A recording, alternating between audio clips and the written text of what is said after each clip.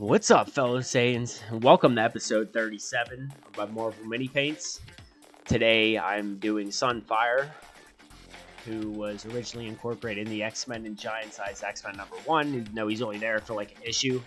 Honestly, I don't really like this character. He's kind of a dick. He's uniformed, he's primed in uniform gray, and as you can see, he has some like clear, translucent, like fire he's floating on. So I have that masked up with masking tape before I primed him.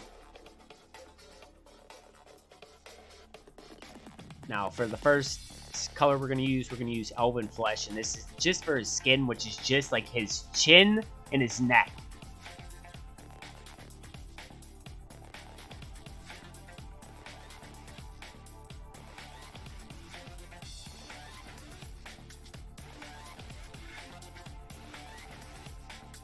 Now for the main color of his costume, we're going to be using Dragon Red. And we're going to apply this, usually at least 2 to 3 coats. But the thing about Sunfire, I want to say he appeared in the X-Men comics, I would say, like in around issue 60 or 70, I don't know. He pops up, he's a bad guy, he's trying to do something like blow up the United Nations, because his father, like, accepts Americans, and after World War II, he hates. But anyways, like, he doesn't like America. But the X-Men fight him, beat him, and then later on Giant Size X-Men 1, when Professor X has to get new mutants, he brings him in with Wolverine and everyone else, and after the first mission, this dude just leaves anyways. I mean, he comes back, he has cooler iterations, such as, like, in the Age of Apocalypse. He's a lot more of a hero, and he's a lot cooler. And I do believe in, like, the 90s, during whenever, I don't know, would it be the Revolution period with Chris Claremont? I'm pretty sure that they changed his costume. He had an exposed face, and he was more of a major player. But, I mean, realistic, like, him in this costume, he popped up early on in the X-Men, joined the X-Men for a brief couple issues, and then pops in here and there. But I don't know, he's just a dick. Like, it's just how he acts. I do not like this character. I don't know what else to say. He's not a likable character. It's hard to like him other than the Age of Apocalypse version.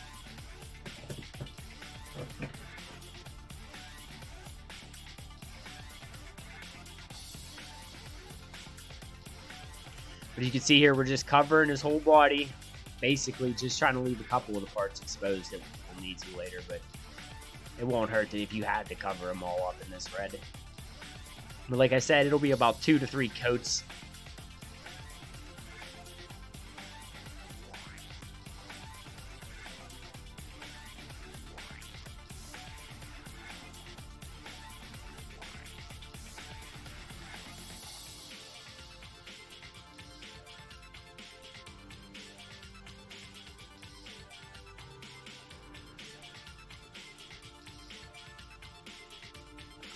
Now, once that's finished, we're going to use Demonic Yellow.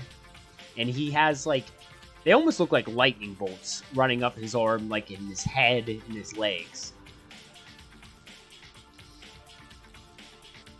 Like, I think they're supposed to be flames, but they almost look like lightning bolts.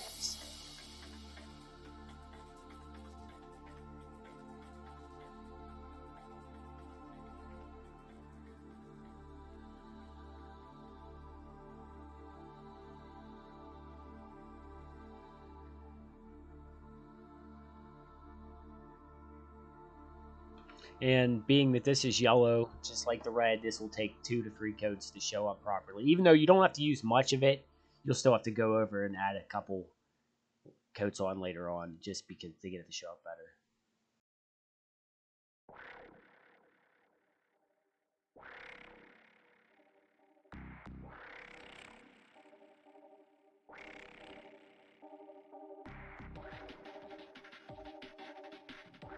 And for this video, it's a lot shorter than the other ones, and that's because this figure pretty much just uses 3 primary colors. He's red.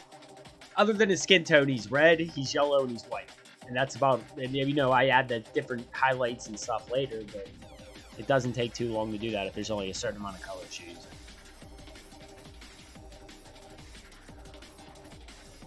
Now you see I'm peeling off the masking around the translucent flames, because this will reveal more of his boots, which I want to add the yellow to as well.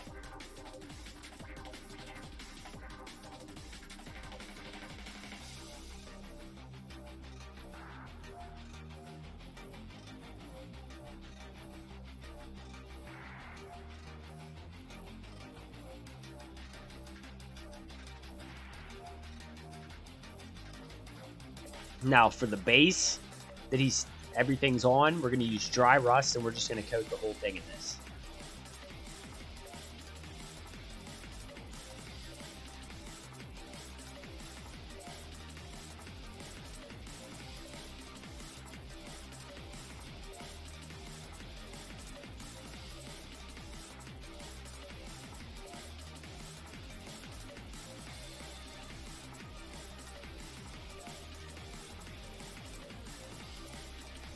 Now we're going to use mummy robes for the 3 lines on his chest and on his back.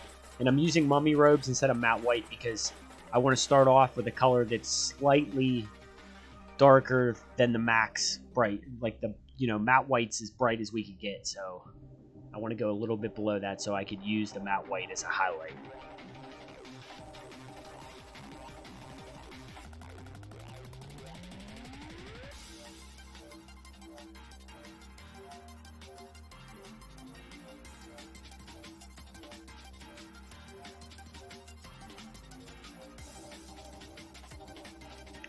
And here you could see my 3 lines are very wide right here. I'll have to trim them down later, but it's all right if you do because it's white. It's easy to paint over. So the red over white isn't bad at all. Any color over white. So next we're going to use my Folk Art Glow Yellow paint. And I'm going to add a layer of this to the translucent flames he's standing on. I use this glow paint because it's almost like a wash. It's real thin, and it's not real. You just kind of apply it, let it sit there. It doesn't really even show up till like the 3rd coat. Like right now, as I'm painting it, it looks like there's some on there, but I mean, by the time I'm done with this video, you'll barely even notice any of it. And right here, I'm just gonna go with a small detail brush, and I'm just gonna clean everything up.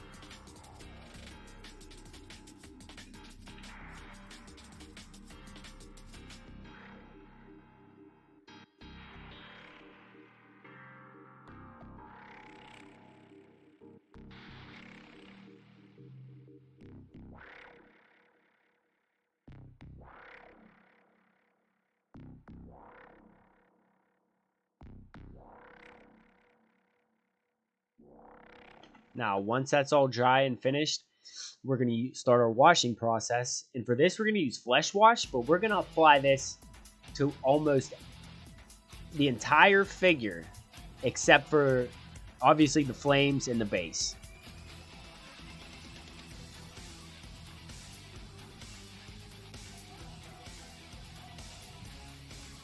And remember, try not to let too much of it puddle up anywhere, and you don't want any bubbles. And once we're finished with that, we're going to take Soft Tone, and this is going to be just strictly for the base.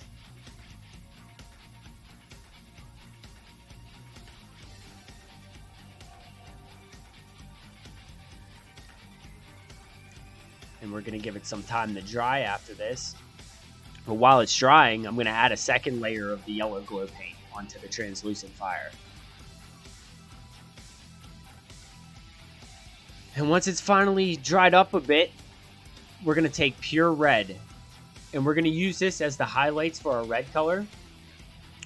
So I'm going to almost use a dry brush effect, although this is a lot smaller than a dry brush. But I'm going to dry off all the excess paint and then just add it to where light would hit it. And again, this is pure red on top of dragon red.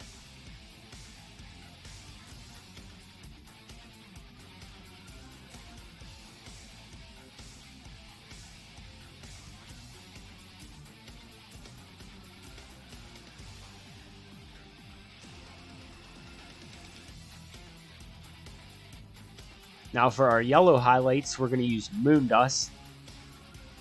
And you're just going to apply a little bit of this on the demonic yellow.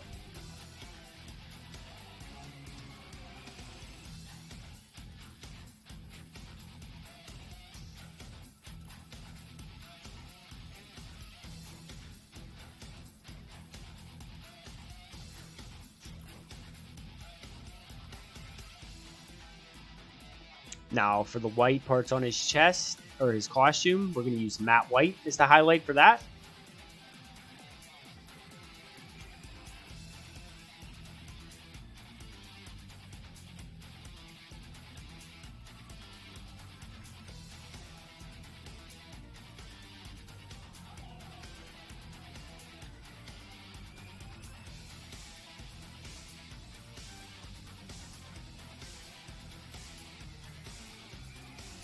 Now I have some folk art orange paint, glow orange paint, and I'm going to add this to the translucent flames as well.